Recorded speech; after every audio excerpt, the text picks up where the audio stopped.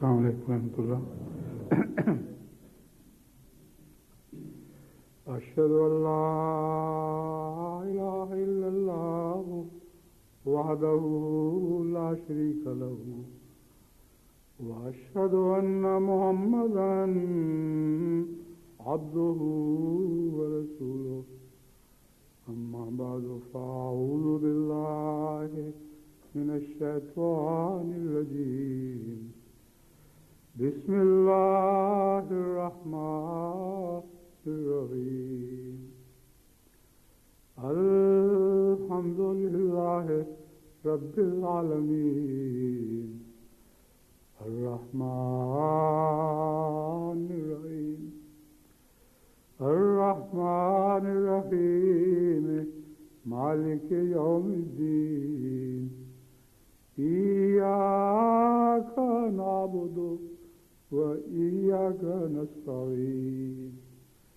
اهدنا الصراط المستقيم صراط الذين أنعمت عليهم غير المغضوب عليهم ولا الضالين.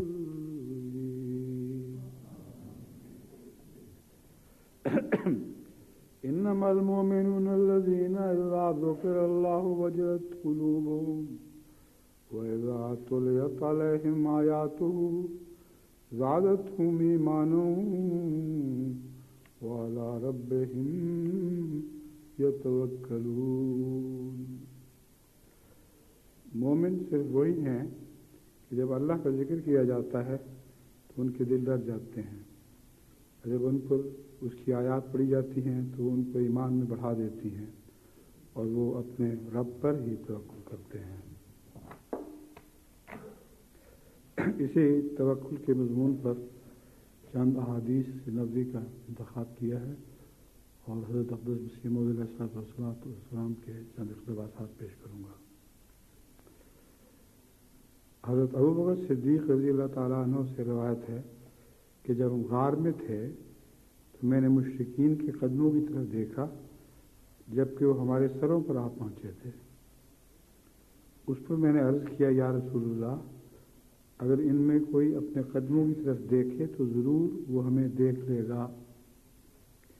اس پر آپ نے فرمایا، اے ابو بکر، تمہارا ان دو کے بارے میں کیا گمان ہے جن کا تیسرا اللہ ہے؟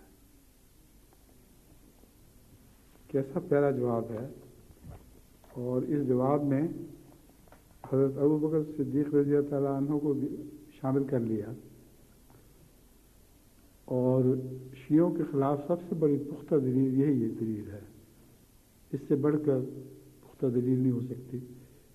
حضور اکرم صلی اللہ علیہ وسلم نے فرمایا، ان دونوں کے متعلق کیا خیال ہے جس کا تیسرا اللہ ہے؟ حضرت عائشہ بیان کرتی ہیں رضی اللہ تعالیٰ عنہ کہ رات کے وقت حضرت صلی اللہ علیہ وسلم کی حفاظت کی غرض سے پہرا لایا کرتا تھا. حضور پر جب واللہ یعصمک من الناس کی وحی نازل ہوئی کہ اللہ تعالیٰ لوگوں کے برے ارادوں سے تمہیں محفوظ رکھے گا، تو حضور صلی اللہ علیہ وسلم نے اس رات خیمہ سے باہر جھانکا اور فرمایا، اب تم لوگ جا سکتے ہو کیونکہ اللہ تعالیٰ نے خود میری حفاظت کی ذمہ داری لی ہے. یہ بھی توکل کی انتہا ہے. ہر طرف دشمنی تھی، ہر طرف خطرہ تھا، لیکن اس کے بعد کامل توکل سے کام لیا اور صرف اللہ ہی کی حفاظت پر بنا فرمائی. حضرت جابر رضی اللہ تعالیٰ عنہ بیان کرتے ہیں کہ وہ حضرت صلی اللہ علیہ وسلم کے ساتھ ایک جنگی مہم پر نجد کی طرف گئے. جب حضور صحابہ کے ساتھ واپس آئے تو وہ بھی حضور کے ساتھ واپس لوٹے. قافلہ ایک روز دوپہر کو ایک ایسی وادی میں پہنچا جہاں بہت سے کانٹے دار درخت تھے. آپ نے وہیں پڑاؤ فرمایا اور لوگ بکھر کر مختلف درختوں کے سائے میں آرام کے لیے چلے گئے. حضرت صلی اللہ علیہ وسلم ایک کیکر کے درخت کے نیچے آرام کے لیے چلے گئے اور اپنی تلوار اس کے ساتھ لٹکا دی. یہ وہی توکل کا مضمون چلا جا رہا ہے.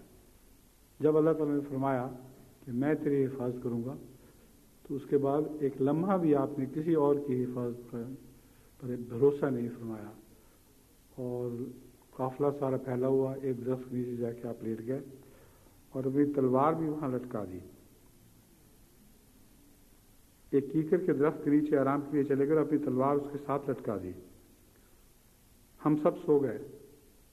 اچانک کیا سنتے ہیں کہ آن حضرت صلی اللہ علیہ وسلم ہمیں بلا رہے ہیں، اور کیا دیکھتے ہیں کہ آپ کے پاس ایک اعرابی کھڑا ہے.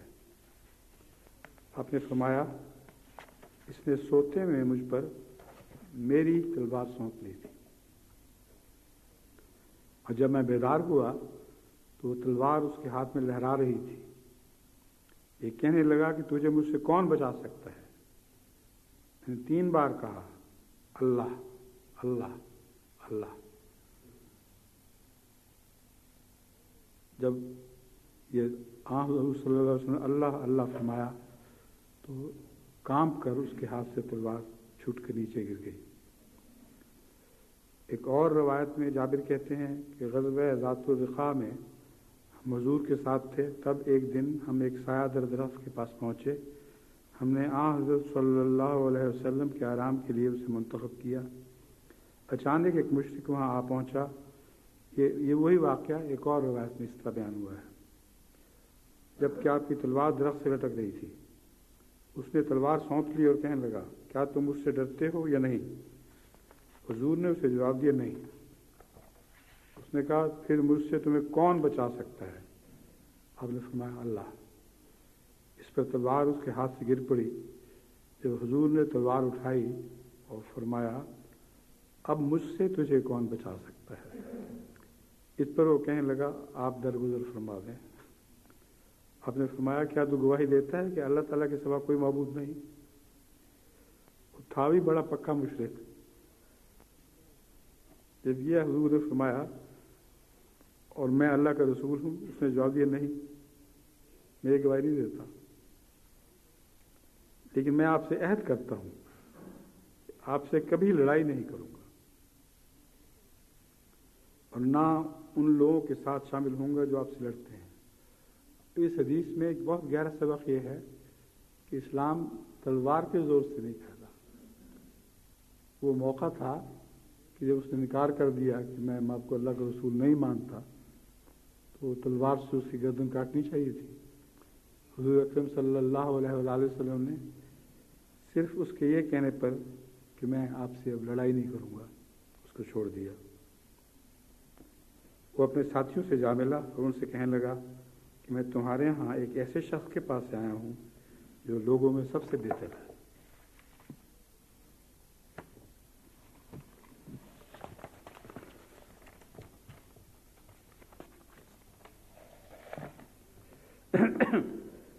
حضرت ابن عمر رضی اللہ تعالیٰ عنہ بیان کرتے ہیں کہ حضرت صلی اللہ علیہ وسلم جب کسی مجلس سے اٹھتے تو اپنے صحابہ کے لیے دعا کرتے اے میرے اللہ تو ہمیں اپنا ایسا خوف عطا کر جو ہمارے اور تیری معصیت کے درمیان حائل ہو جائے.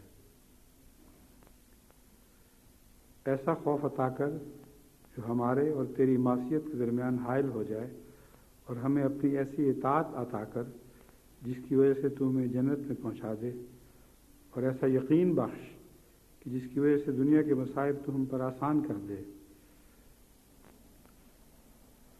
عظیم توکل ہے اور عجیب انکساری ہے. یہ نہیں فرمایا یقین بخش کہ جس کی وجہ سے دنیا کے مصائب آسان ہو جائیں، فرمایا ایسا یقین بخش کہ جس کی وجہ سے دنیا کے مصائب تو ہم پر آسان کر دے.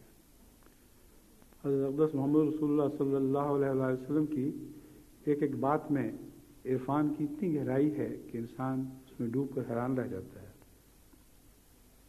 اے میرے اللہ ہمیں اپنے کانوں، اپنی آنکھوں اور اپنی طاقتوں سے زندگی بھر صحیح صحیح فائدہ اٹھانے کی توفیق دے، اور ہمیں اس بھلائی کا وارث بنا جو ہم پر، اور ہمیں اس بھلائی کا وارث بنا اور جو ہم پر ظلم کرے اس سے تو ہمارا انتقام لے، اور جو ہم سے دشمنی رکھتا ہے اس کے برخلاف ہماری مدد فرما.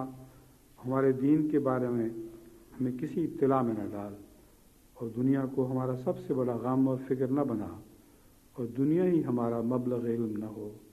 یعنی ہمارے علم کی پہنچ صرف دنیا تک ہی محدود نہ ہو، ایسے شخص کو ہم پر مسلط نہ کر جو ہم پر رحم نہ کرتا ہو۔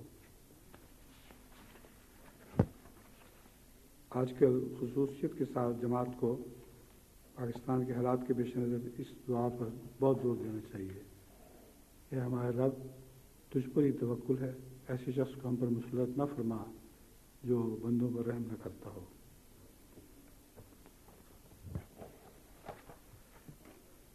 حضرت معاذ بن رفع نے اپنے والد سے روایت کی ہے کہ حضرت ابو بکر صدیق ممبر پر چڑھے اور پھر بے اختیار رو دیے اور فرمایا کہ حضور صلی اللہ علیہ وسلم پہلے سال جب ممبر پر چڑھے تو رونے لگے، پہلے سال جب اس ممبر پر چڑھے تو رونے لگے اور فرمایا کہ اللہ تعالیٰ سے عفو اور عافیت طلب کرو، کیونکہ یقین کے بعد عافیت سے بہتر کوئی خیر نہیں جو کسی کو مل سکتی ہے۔ یقین کامل ہو تو عافیت لازمہ عطا ہوتی ہے۔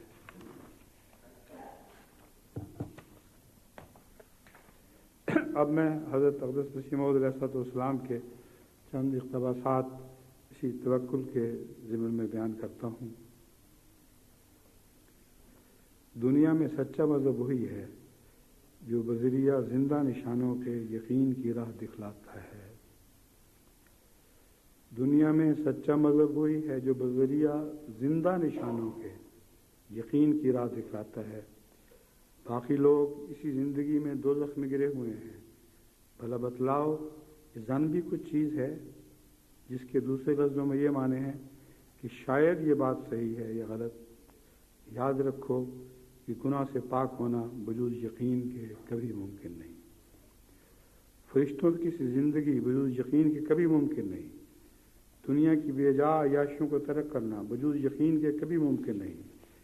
ایک پاک تبدیلی اپنے اندر پیدا کر لینا اور خدا کی طرف ایک خارق عادت کشش سے کھینچے جانا بجوز یقین کے کبھی ممکن نہیں۔ زمین کو چھوڑنا اور آسمان پر چڑھ جانا بجوز یقین کے کبھی ممکن نہیں۔ یہاں زمین کو چھوڑنا اور آسمان پر چڑھ جانا سے مراد یہ وہ رفع نہیں ہے جو حضرت عیسیٰ کا متعلق بیان کیا جاتا ہے، زمین کو چھوڑ کے زندہ آسمان پر چڑھ گئے۔ مراد یہ ہے کہ روحانی ترقی اور روحانی رفع ہو نہیں سکتا جب تک یقین کامل نہ ہو۔ خدا سے پورے طور پر ڈرنا بجوز یقین کے کبھی ممکن نہیں۔ تقویٰ کی باریک راہوں پر قدم مارنا اور اپنے عمل کو ریاکاری کی ملونی سے پاک کر دینا بجوز یقین کے کبھی ممکن نہیں۔ ایسا ہی دنیا کو ریاکاری کی ملونی سے پاک کر دے، ایسے ہی دنیا کو دولت اور حشمت اور اس کی کیمیا پر لعنت بھیجنا اور بادشاہوں کے قرب سے بے پرواہ ہو جانا اور صرف خدا کو اپنا ایک خزانہ سمجھنا بجوز یقین کے ہرگز ممکن نہیں۔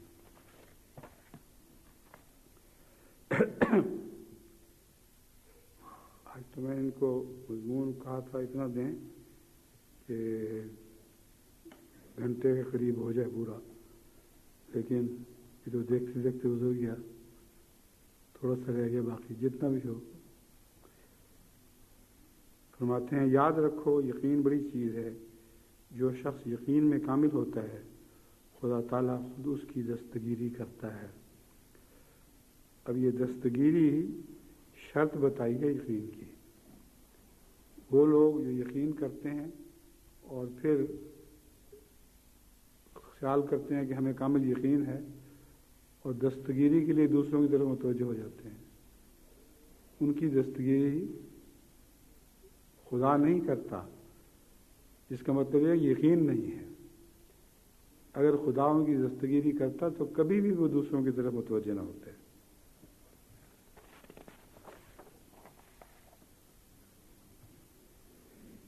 پھر حضور فرماتے ہیں 3 روحانی مراتب کی حالتیں ہیں، ان میں سے پہلی حالت علم الیقین کے نام سے موسوم ہے اور دوسری حالت عین الیقین کے نام سے نامزد ہے اور تیسری مبارک اور کامل حالت حق الیقین کہلاتی ہے۔ اور انسانی معرفت کامل نہیں ہو سکتی اور نہ قدورتوں سے پاک ہو سکتی ہے جب تک حق الیقین تک نہیں پہنچتی، کیونکہ حق الیقین کی حالت صرف مشاہدات پر موقوف نہیں بلکہ یہ بطور حال کے انسان کے دل پر وارد ہوتی ہے، اور انسان محبت الہی کی بھڑکتی ہوئی آگ میں پڑ کر اپنے نفسانی وجود سے بالکل نیست ہو جاتا ہے۔ یہ حق الیقین کوئی دیکھنے سے تعلق رکھنے والی بات نہیں ہے، جیسے دھواں اٹھتا دیکھو تو معلوم کر لو کہ شاید آگ جل رہی ہوگی، آگ میں پڑ جانا، یعنی محبت الہی کی آگ میں فنا ہو جانے کا نام حق الیقین ہے۔ اپنے نفسانی وجود سے بالکل نیست ہو جاتا ہے، اور اس مرتبہ پر انسانی معرفت پہنچ کر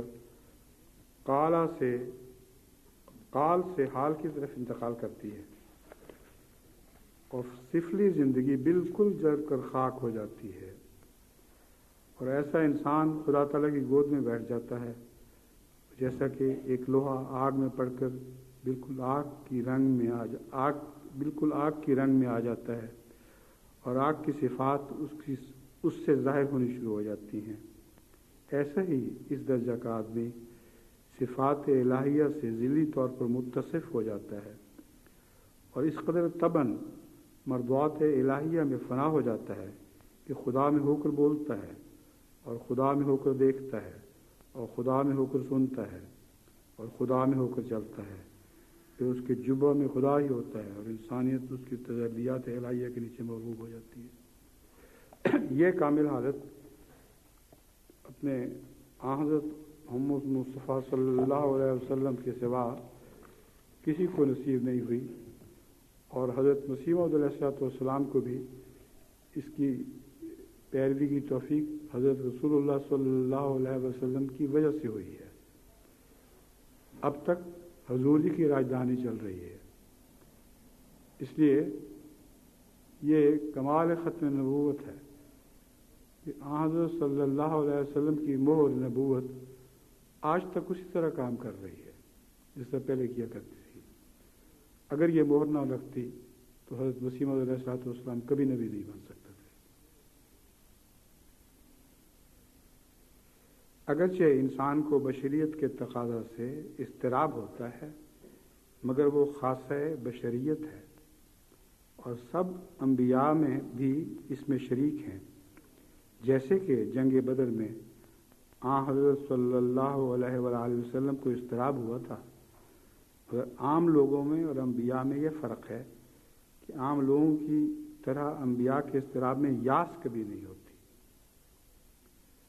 اس وقت جو اضطراب کی کیفیت تھی اس میں مایوسی کا سوال تک نہیں تھا۔ ان کو اس امر میں پورا یقین ہوتا ہے کہ خدا ضائع کبھی نہیں کرے گا۔ میرا یہ حال ہے کہ اگر مجھے جلتی آگ میں ڈالا جائے تو بھی یہی خیال ہوتا ہے کہ ضائع نہ ہوں گا۔ اضطراب تو ہوگا کہ آگ ہے، اس سے انسان جل جاتا ہے، مگر امید ہوتی ہے کہ ابھی آواز آئے گی، یا نارو کونی بردم و سلامن علی ابراہیم، اے آگ ٹھنڈی پڑ جا اور سلامتی کا باعث بن جا ابراہیم پر۔ لیکن دوسرے لوگوں کے اضطراب میں یاس ہوتا ہے، خدا پر ان کو توقع نہیں ہوتی، اور یہ کفر ہے۔ پھر حضرت مسیح موعود علیہ السلام فرماتے ہیں، ہم کو تو خدا پر اتنا بھروسہ ہے کہ ہم تو اپنے لیے دعا بھی نہیں کرتے، کیونکہ وہ ہمارے حال کو خوب جانتا ہے۔ یہ بھی ایک بہت عظیم حالت ہے عرفان کی۔ حضرت موسیٰ نے جس طرح عرض کیا تھا، رب انی لما انزلت الی من خیر فقیر، اس میں کوئی خیر مانگی نہیں تھی کہ مجھے فلاں چیز عطا کر دے یا فلاں چیز عطا کر دے۔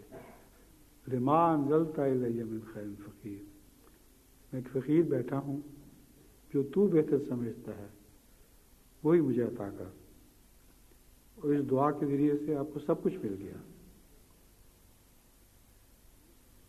حضرت ابراہیم کو جب کفار نے آگ میں ڈالا تو فرشتوں نے آ کر حضرت ابراہیم سے پوچھا کہ آپ کو کوئی حاجت ہے؟ حضرت ابراہیم نے فرمایا بلا ولیکن الیکم لا، ہاں حاجت تو ہے، اور تمہارے آگے پیش کرنے کے لیے کوئی حاجت نہیں۔ فرشتوں نے کہا اچھا خدا تعالیٰ کی آگے دعا کرو. تو حضرت ابراہیم نے فرمایا علمہ من حالی حسبی من سوالی، وہ میرے حال سے ایسا واقف ہے مجھے سوال کرنے کی ضرورت نہیں.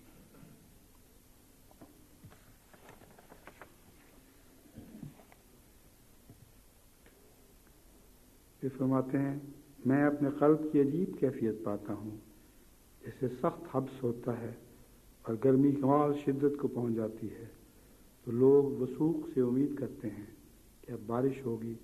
ایسے ہی جب میں اپنی صندوقچی کو خالی دیکھتا ہوں تو مجھے خدا کے فضل پر یقین واثق ہوتا ہے کہ اب یہ بھرے گی، اور ایسا ہی ہوتا ہے. یہ اللہ تعالیٰ کا خاص احسان کا سلوک حضرت مسیح موعود علیہ السلام کے ساتھ تھا، اور آپ ہی کی برکت سے حضرت خلیفۃ المسیح اول کے ساتھ بھی اسی سے ملتا جلتا سلوک ہوا کرتا تھا. مگر حضرت مسیح موعود علیہ السلام کی جو دل کی کیفیت ہے اس کو صرف وہی دل جان سکتا ہے جس پر یہ گزرتی ہو کہ میں اپنی صندوقچی کو خالی دیکھتا ہوں، مجھے خدا کے فضل پر یقین واثق ہو جاتا ہے کہ اب یہ بھرے گی، اور ایسا ہی ہوتا ہے. اور خدا تعالیٰ کی قسم کھا کر فرمایا کہ جب میرا کیسہ خالی ہوتا ہے تو جو ذوق اور سرور اللہ تعالیٰ پر توکل کا اس وقت مجھے حاصل ہوتا ہے میں اس کی کیفیت بیان نہیں کر سکتا. وہ حالت بہت ہی زیادہ راحت بخش اور طمانینت انگیز ہوتی ہے اس کے کہ کیسہ بھرا ہوا ہو.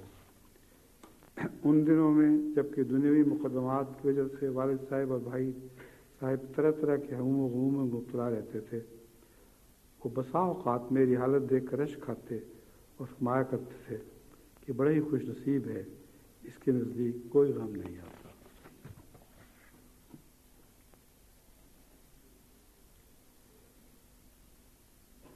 ایک دفعہ جب غم قریب آنے والا تھا اس وقت اعلان ہوا تھا علیہ صلی اللہ علیہ کافی لمبا.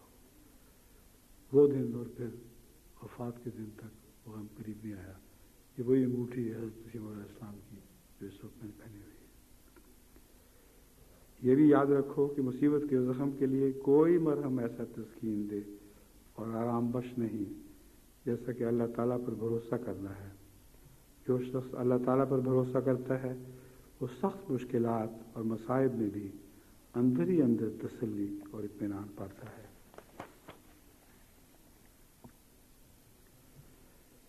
پھر فرماتے ہیں حق کے طالب کے لیے نہایت ضروری ہے اس حقیقی ایمان کی تلاش میں لگا رہے اور اپنے تئیں یہ دھوکہ نہ دے کہ میں مسلمان ہوں اور خدا اور رسول پر ایمان لاتا ہوں، قرآن شریف پڑھتا ہوں، شرک سے بیزار ہوں، نماز کا پابند ہوں اور ناجائز اور بد باتوں سے اجتناب کرتا ہوں، کیونکہ مرنے کے بعد کامل نجات اور سچی خوشحالی اور حقیقی سرور کا وہ شخص مالک ہوگا جس نے وہ زندہ اور حقیقی نور اس دنیا میں حاصل کر لیا ہے، جو انسان کے منہ کو اس کی تمام قوتوں اور طاقتوں اور ارادوں کے ساتھ خدا تعالیٰ کی طرف پھیر دیتا ہے، اور جس سے اس سفلی زندگی پر ایک موت طاری ہو کر انسانی روح میں ایک سچی تبدیلی پیدا ہو جاتی ہے. وہ زندہ اور حقیقی نور کیا چیز ہے؟ وہی خدازاد طاقت ہے جس کا نام یقین اور معرفت تامہ ہے. یہ وہی طاقت ہے جو اپنے زور آور ہاتھ سے ایک خوفناک اور تاریک گڑھے سے انسان کو باہر لاتی ہے اور نہایت روشن اور پرامن فضا میں بٹھا دیتی ہے، اور قبل اس کے جو یہ روشنی حاصل ہو تمام اعمال صالحہ رسم اور عادت کے رنگ میں ہوتے ہیں. بہت ہی فکر کی بات ہے سب کے لیے. یہ روشنی جب تک نصیب نہ ہو تمام اعمال صالحہ وہم سے ہی ہو کرتے ہیں. اس صورت میں ادنا ادنا اطلاعوں کی وجہ سے انسان ٹھوکر کھا سکتا ہے. بجوز اس مرتبہ یقین کے خدا سے معاملہ صافی کس کا ہو سکتا ہے؟ جس کو یقین دیا گیا ہے وہ پانی کی طرح خدا کی طرف بہتا ہے اور ہوا کی طرف اس طرف جاتا ہے اور آگ کی طرح غیر کو جلا دیتا ہے اور مصائب میں زمین کی طرح ثابت قدمیں دکھلاتا ہے. زمین کی طرح ثابت قدمی دکھلاتا ہے۔ خدا کی معرفت دیوانہ بنا دیتی ہے، مگر لوگوں کی نظر میں دیوانہ اور خدا کی نظر میں عقل مند اور فرزانہ۔ یہ شربت کیا ہی شیریں ہے کہ حلق سے اترتے ہی تمام بدن کو شیریں کر دیتا ہے، اور یہ دودھ کیا ہی لذیذ ہے کہ ایک دم میں تمام نعمتوں سے فارغ اور لاپرواہ کر دیتا ہے، مگر ان دعاؤں سے حاصل ہوتا ہے جو جان کو ہتھیلی پر رکھ کر کی جاتی ہے، اور کسی دوسرے کے خون سے نہیں بلکہ اپنی سچی قربانی سے حاصل ہوتا ہے۔ کیسا مشکل کام ہے صدا۔ یہاں حضرت عیسیٰ علیہ السلام کے کفارے کی تردید بھی موجود ہے۔ کسی دوسرے کے خون سے نہیں، اپنے خون سے یہ نجات ملا کرتی ہے۔ پھر فرماتے ہیں نجات کا سرچشمہ یقین سے شروع ہو جاتا ہے۔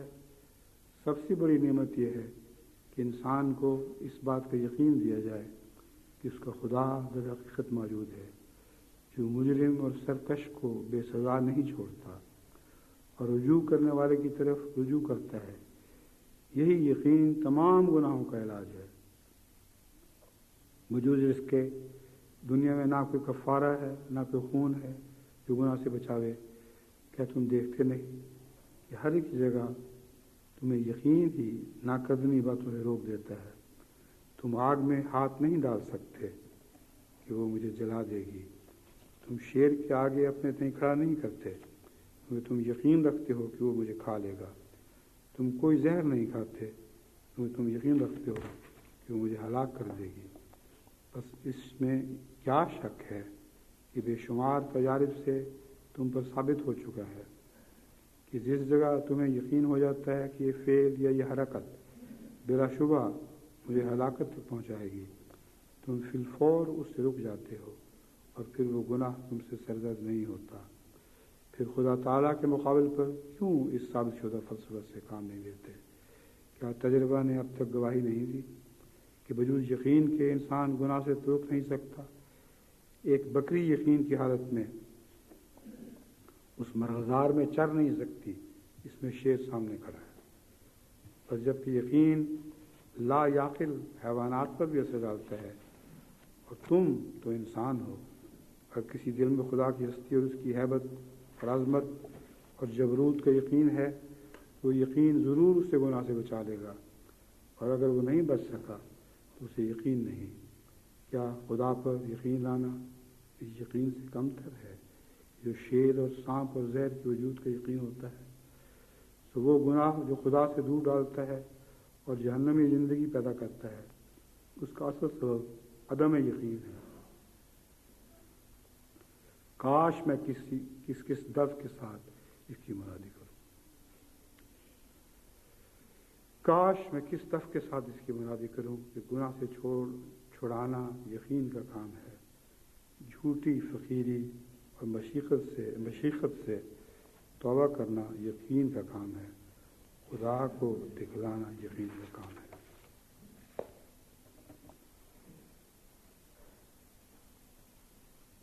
وہ مذہب کچھ بھی نہیں اور گندا ہے اور مردار ہے اور ناپاک ہے اور جہنمی ہے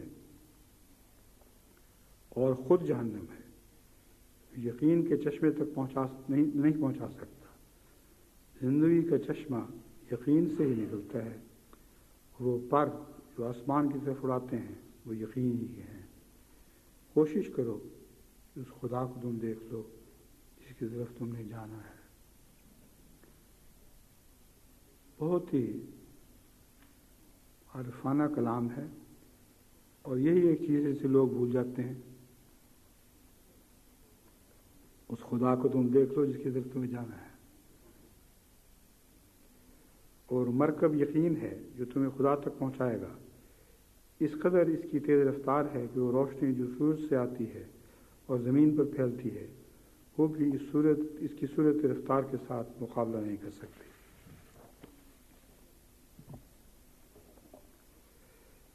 پھر فرماتے ہیں صادق تو ابتلاؤں کے وقت بھی ثابت قدم رہتے ہیں، اور وہ جانتے ہیں کہ آخر خدا ہمارا ہی حامی ہوگا.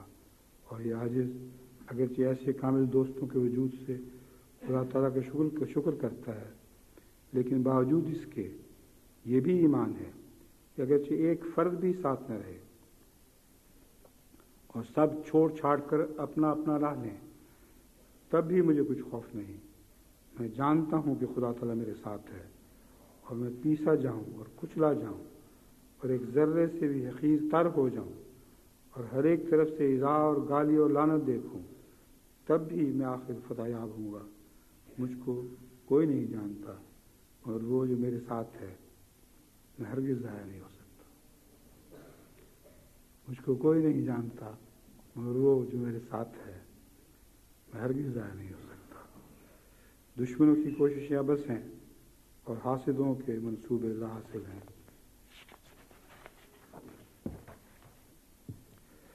پھر فرماتے ہیں، اے نادانو اور اندھو، مجھ سے پہلے کون صادق ضائع ہوا جو میں ضائع ہو جاؤں گا؟ کس سچے وفادار کو خدا نے ذلت کے ساتھ ہلاک کر دیا جو مجھے ہلاک کرے گا؟ یقیناً یاد رکھو اور کان کھول کر سنو کہ میری روح ہلاک ہونے والی روح نہیں ہے، اور میری سرشت میں ناکامی کا خمیر نہیں ہے. مجھے وہ ہمت اور صدق بخشا گیا ہے اس کے آگے پہاڑ ہیچ ہیں. میں کسی کی پرواہ نہیں کرتا. میں اکیلا تھا اور اکیلا رہنے پر ناراض نہیں. کیا خدا مجھے چھوڑ دے گا؟ کبھی نہیں چھوڑے گا. کیا وہ مجھے ضائع کر دے گا؟ کبھی نہیں ضائع کرے گا. دشمن ذلیل ہوں گے اور حاسد شرمندہ، اور خدا اپنے بندے کو ہر میدان میں فتح دے گا. میں اس کے ساتھ، وہ میرے ساتھ ہے. کوئی چیز ہمارا پیمان توڑ نہیں سکتی، اور مجھے اس کی عزت اور جلال کی قسم ہے کہ دنیا اور آخرت میں اس سے زیادہ کوئی چیز بھی پیاری نہیں.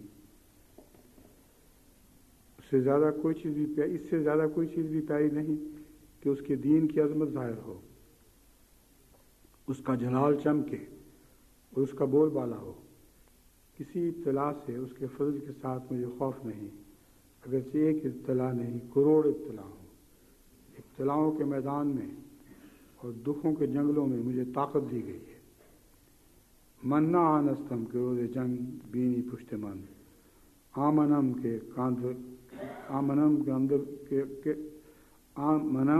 کاندر میان خاک و خون بینی سرے. میں وہ نہیں ہوں کہ جنگ کے روز تم میری پیٹھ دیکھ سکو.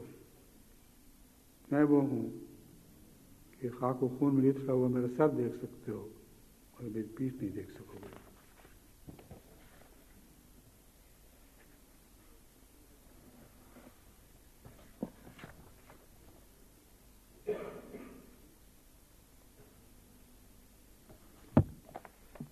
یہ اقتباسات تھے جس میں کامل توکل کا مضمون بہترین رنگ میں بیان ہوا ہے. اس سے بہتر کوئی الفاظ اس یقین پر روشنی نہیں ڈال سکتے. اور وہی لوگ حضرت اقدس مسیح موعود علیہ الصلوۃ والسلام کے مقام کو پہچانتے اور اس کی قدر کرتے ہیں، وہی اس سے استفادہ کر سکتے ہیں.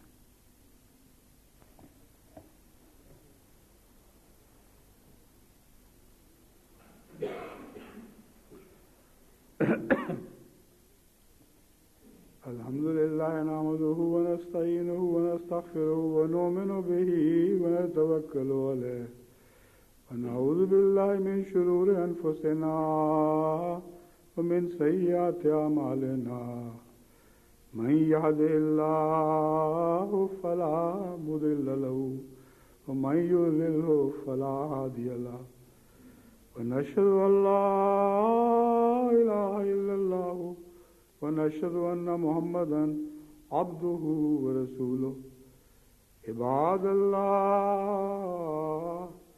رحمكم الله، إن الله يأمر